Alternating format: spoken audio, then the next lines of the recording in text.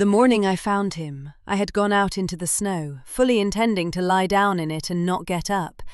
So you could say the pup saved my life, a good while before I ever thought to save his. I will not dress that up for you. It had been a hard winter, at the end of a hard year, at the end of the hardest 3 I had known. And I was a rejected omega, living alone at the cold edge of a pack that had decided, with the particular thoroughness packs reserve for the people they have wronged, that I did not exist. I had a 1-room croft with a roof that argued with the wind. I had no name worth saying, and that morning I had run out of reasons, in the way you do, quietly, without drama, the fire just going out, and I had walked into the snow to be done. And there, in the white, in the lee of a fallen pine, was a half-frozen scrap of grey fur no bigger than my 2 hands, with a wound along one leg, and its eyes barely open, breathing in the small, stubborn way of a creature that has not yet been told it is allowed to stop. I have never in my life been able to walk past a thing that needed me.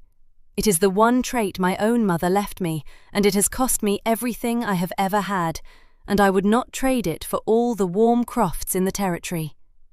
So I did not lie down in the snow. I put a dying pup inside my coat instead, and I carried him home, and somewhere on the walk back the reasons came quietly back to me.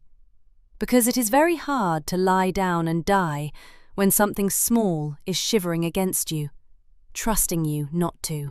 I named him Pip because he was no bigger than one, and I fed him broth off my own short rations through a twist of cloth, and I sat up with him 3 nights running, and on the 4th morning he opened both eyes and looked at me and thumped his ragged tail against my arm. And that was that. I was 25 years old, I had nothing and no one, and I had just acquired a wolf. I want to be clear, before this goes any further, that I never once thought to ask who he belonged to. A wolf pup, alone, half dead in the snow at the edge of nowhere. To me that was not a mystery. That was a Tuesday.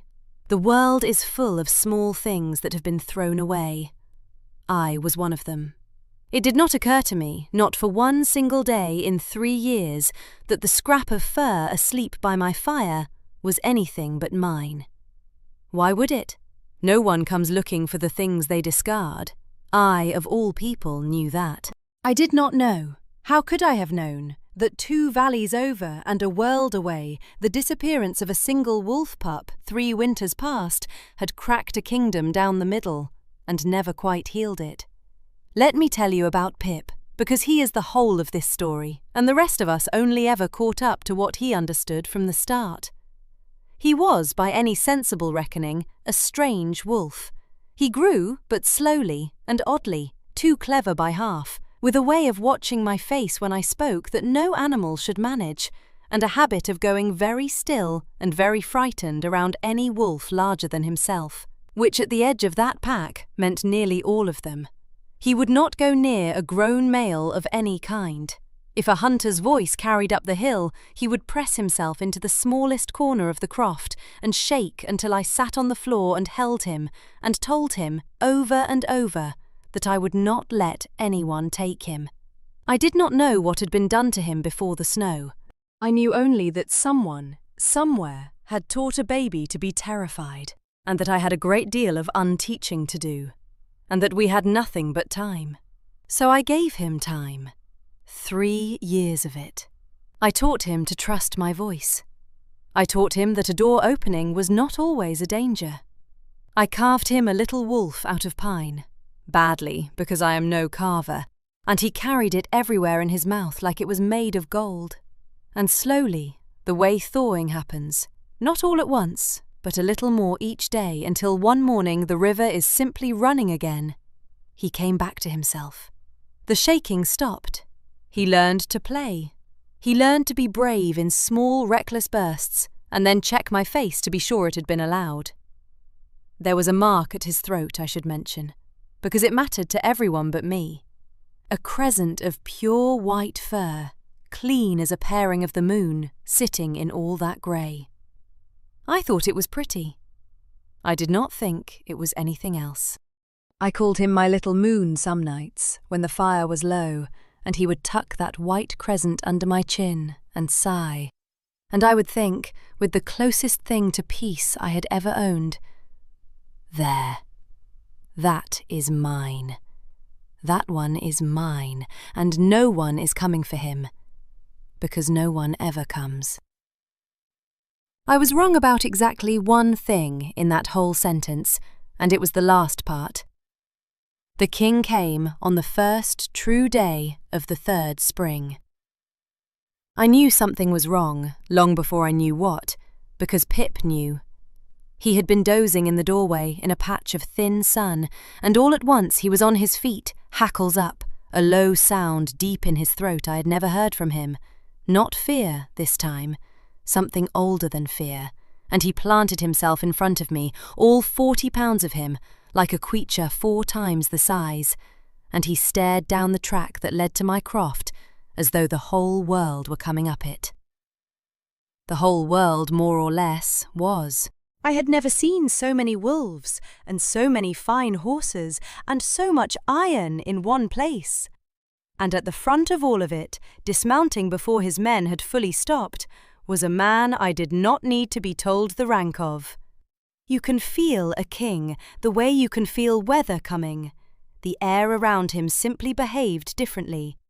He was tall and dark and worn down to something hard, with 3 years of a particular grief worked so deeply into his face that he had clearly stopped noticing he wore it. His eyes went to Pip, and they did a thing I will never forget as long as I live. They broke.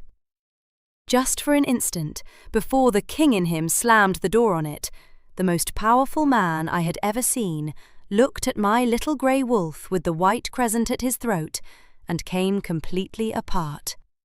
The way you come apart at a grave that turns out to be empty.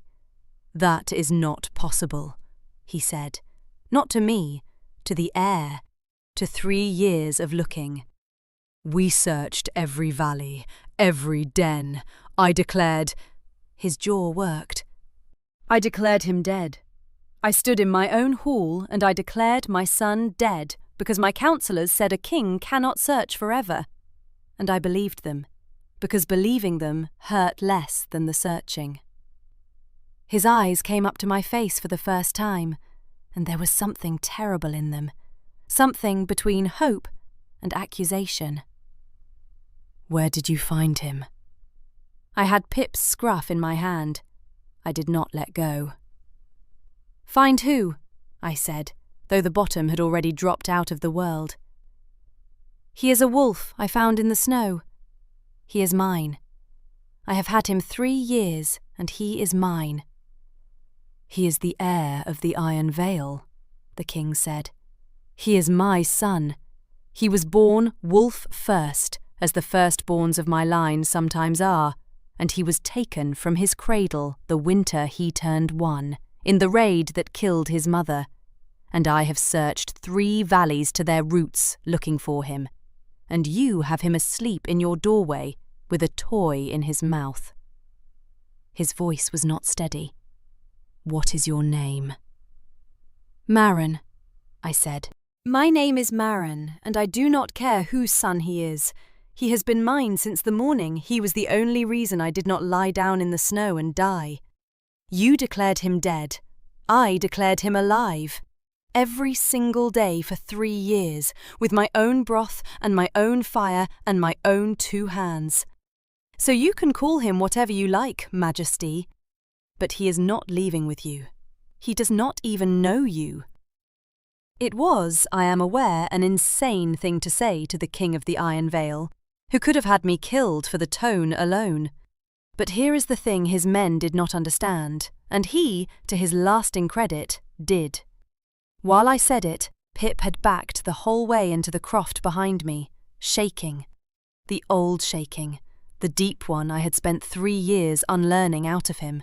And he was looking at the king, and at all those great iron wolves with the precise terror of a child who remembers, in his body if not his mind, the last time men like these came for him. The king saw it. I watched him see it. I watched the father in him want to reach for his son, and the king in him understand, with a slowness that cost him visibly, that his son did not know him and was afraid of him and had hidden behind a rejected Omega he had met 30 seconds ago. "Bring the child," said a voice from among the riders, "and have done. We have indulged this long enough." That was Lady Ingrid.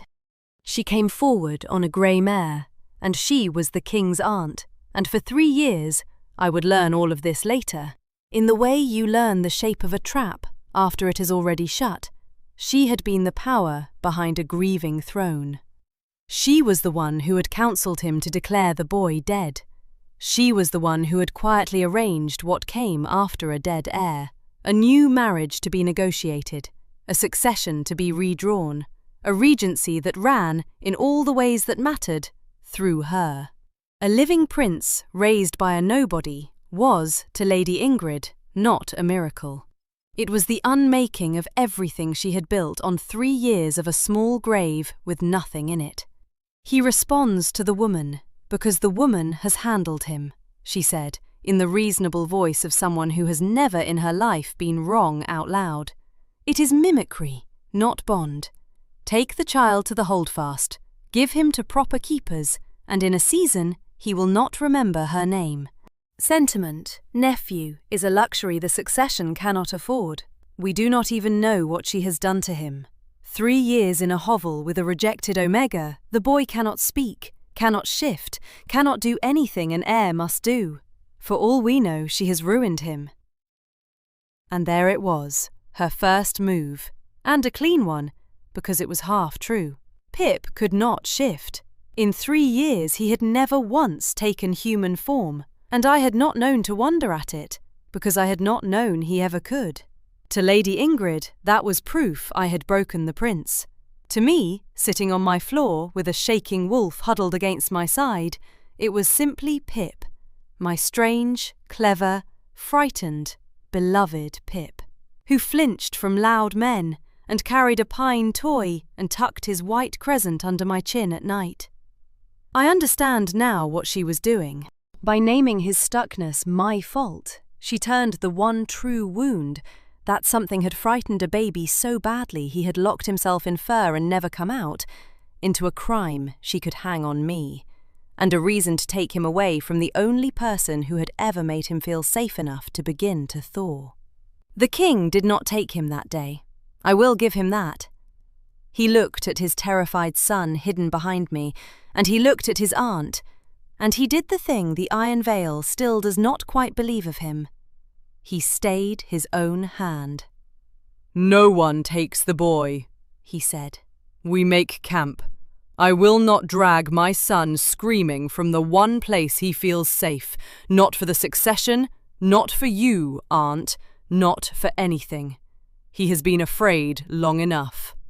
A pause, and something in his voice I did not yet have the measure of. "And I will speak with the woman." The woman. I had been the woman, the nobody, the rejected Omega for 3 years. He said it like a title he had not decided the weight of yet. I have to pause here a moment, because we have reached the part where I stopped being able to tell where my own story ended and theirs began, and I would like to take one breath with you before the worst of it. So tell me, when this is done, did you see what Pip was before the king said it out loud? And if you would like the next of these stories to find you here at your own low fire, you could follow along. It costs you nothing, and I have learned the hard way that the company matters. There, sit with me a moment. Then come and meet the man who arrived at my door that evening with no crown on and no idea at all what to do with his hands. He came to my croft that evening alone, without the iron, without the aunt, and he stood in my low doorway, a king in a one-room hovel, ducking under my arguing roof, and he did not know what to do with his hands, and Pip watched him from my lap with enormous, wary eyes, and for a long while, None of us said anything at all. "I do not know how to do this," he said finally. It was not what I expected a king to say. Every instinct I have is to command it. Take him, fix this, restore my heir, marry where the council points, set the world back the way it was 3 years ago before it broke. My wolf will not let me. He looked at Pip, and his face did the breaking thing again, smaller this time, more controlled.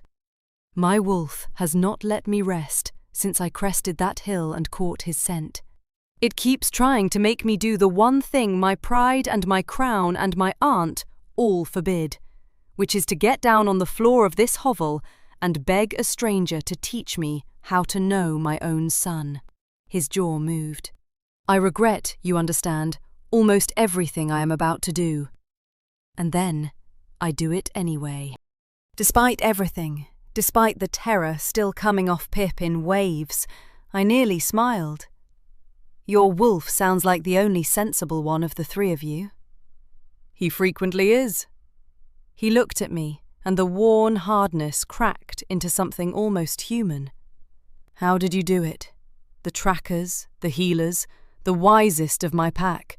3 years, and not one of them could find him, and you fed him broth off your own ration, and he sleeps in your lap. How? So I told him. Not the strategy of it. There had been no strategy.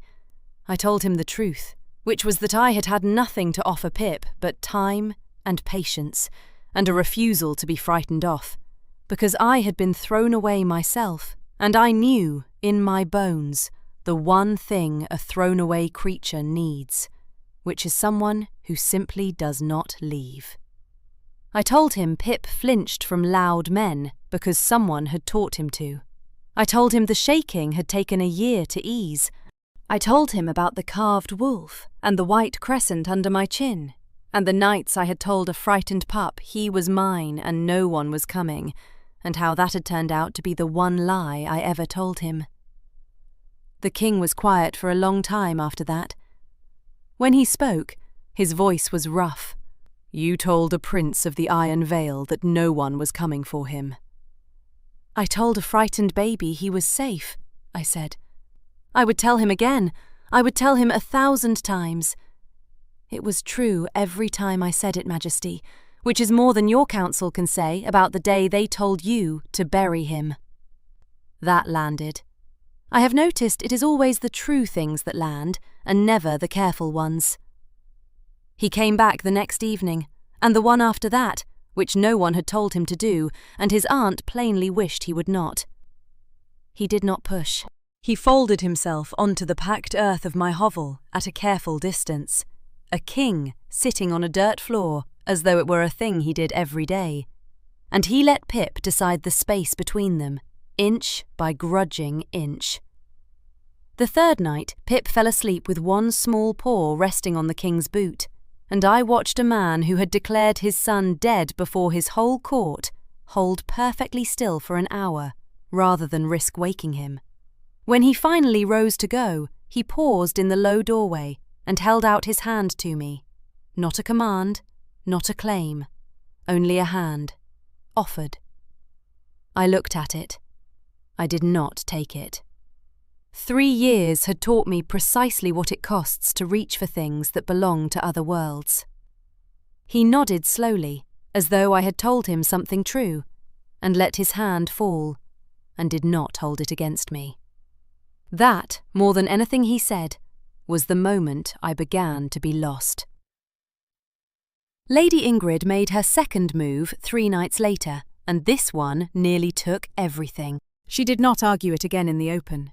She had read the king turning, slow as a great ship, toward the hovel, and the woman in it, and she was far too clever to be seen losing. So she did the quiet thing. She waited until the king rode out at dawn to settle a border dispute he could not refuse, and she sent her own men to my croft with a writ in her own hand, declaring the heir a ward of the regency, to be removed to proper keeping. And a second, quieter instruction, which the youngest of her men was too green to keep off his face, that the rejected Omega, who had interfered with the succession, was to be put out, and not gently, and not anywhere she would be found. They came for Pip at first light, And Pip, my Pip, who had spent 3 years learning that a door opening was not always a danger, went straight back into the deepest terror I had ever seen. The locked, voiceless, shaking horror of the baby in the raid. And he would not come to their hands. And they were not patient men, and one of them reached for him with a rope. I put myself between my child and the rope.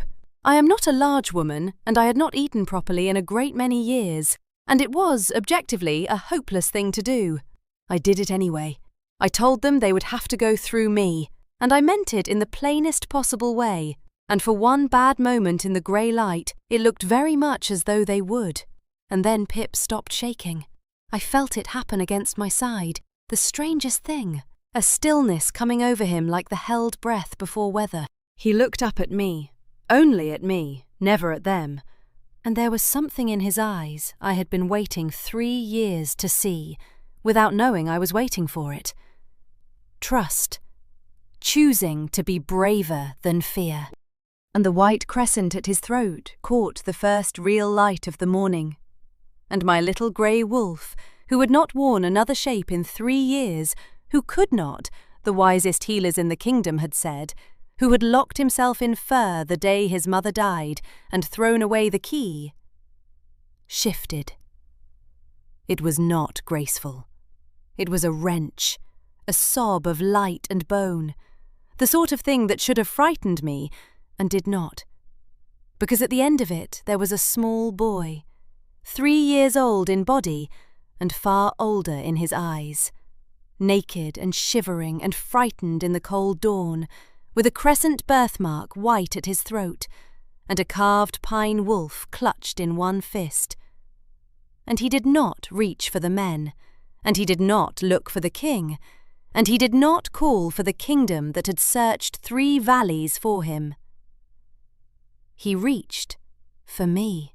He wrapped both arms around my neck, and he hid his face against my shoulder, and he said the only word he had, the word 3 years of patience had built in him, and it was not a name, and it was not his title. "Mama," he said. "Mama, no." Lady Ingrid's men did not move. I think they could not. There is no writ in any regency that survives a child choosing his mother out loud in the cold. That was when the king came back. He had turned his horse around within the hour of leaving. I learned later that his wolf had given him no peace, had clawed at him the whole ride out until he could not tell command from instinct anymore and stopped trying. And he came up the track at a dead gallop, with Osric, his second, half a length behind, and he took in the whole of it in a single sweep. His aunt's men, the rope on the ground, the rejected Omega on her knees in the frost, and his son, in the shape of a boy for the first time in 3 years, wrapped around her neck, calling her Mama, hiding from the world in the arms of a nobody. I braced for the king.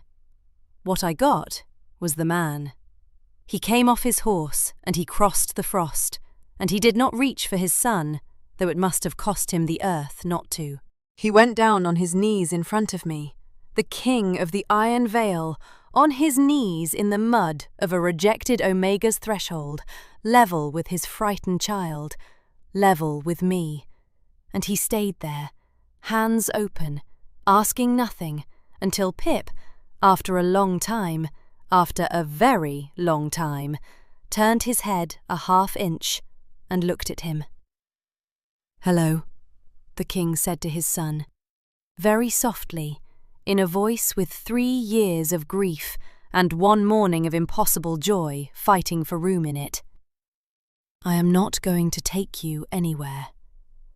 I am only going to sit here, on the ground, for as long as you need, next to the person you chose. She is right. She has always been right. No one is going to take you."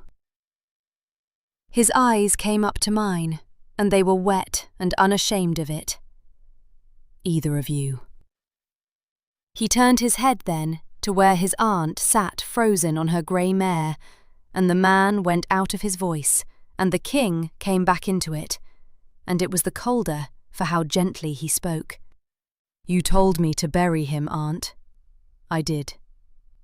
"You told me sentiment was a luxury the crown could not afford. I believed you for 3 years, and it nearly cost me the only thing I have ever wanted back." He rose, and he set himself between his family and his regent, the way Pip had once set himself between me and the world. "Here is what the crown cannot afford.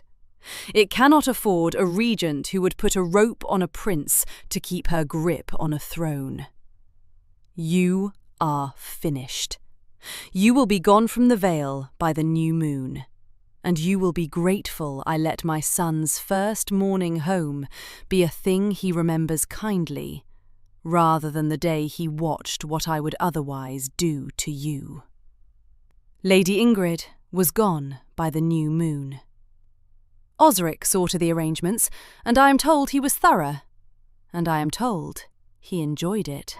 The kiss came much later, after Pip had a real bed for the first time in his life, and had decided, with the absolute authority of a small boy, that it would be in a room adjoining mine and the king's both, because he had chosen his family, and he was not interested in anyone's opinion of the floor plan.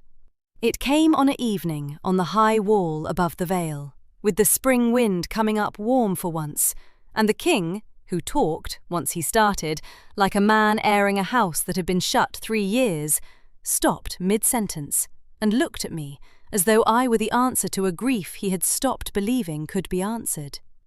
When he kissed me, what broke open in me was not heat. It was the unbearable, unfamiliar fact of being chosen. Me, the thrown-away one, the nobody at the edge of the pack, chosen by the man and not only handed to him by the child. I had spent my whole life being left, and here was someone who had finally understood that the rarest and most valuable thing in his whole Iron Kingdom was a person who simply does not leave.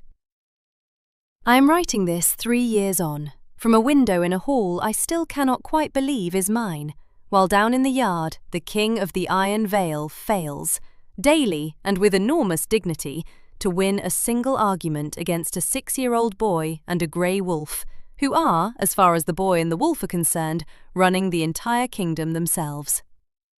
Pip shifts easily now, both ways. Laughing, he is loud, my once silent child, gloriously loud, though he still carries the carved pine wolf in his pocket, the bad one, my one, and will not be parted from it for all the fine toys the Vale can make him. He calls Alaric father now, and means it. He has called me Mama since the cold morning he chose to, and has never once been told to call me anything else. A rider came in the autumn from the pack that threw me away.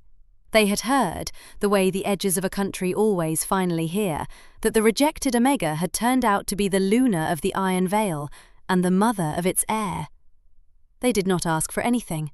They only wanted to know if it was true, and whether I remembered them. I sent back word that I remembered all of it, every cold shoulder and closed door, and that I had decided on purpose to be the kind of Luna who makes very certain no thrown-away creature at the edge of any pack of mine is ever left to lie down in the snow. The croft still stands, by my order. There is always a fire laid in it now, and broth, and the door is never barred. You never know what the cold will bring to a door that is willing to open. So tell me, and I will read every one of them. Did you see what Pip was before the king said it? And wherever you are tonight, whatever small thrown-away thing you once took in off the snow when you had no warmth to spare, I hope you know it may have saved your life a good while before you ever thought to save its. Follow along, and the next one will find you at your own low fire. I will keep it lit. After all, no one comes looking for the things they discard. So we had better be the ones who go.